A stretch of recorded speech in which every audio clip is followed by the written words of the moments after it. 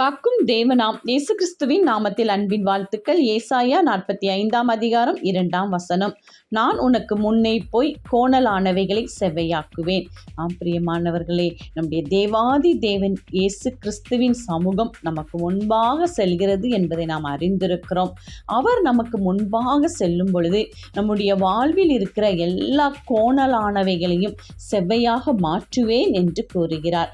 அது எந்த காரியமாக இருந்தாலும் சரி, ஆவிக்குரிய காரியமானாலும் சரி, சரீர பிரகாரமான காரியங்களானாலும் சரி, எல்லாவற்றிலும் தேவன் நமக்கு முன் செல்லும் பொழுது எல்லா கோணல்களும் நேராய் மாறும்.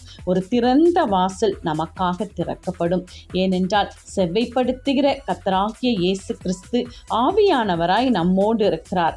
ஆவியானவர் எங்கேயோ அங்கே விடுதலை உண்டு.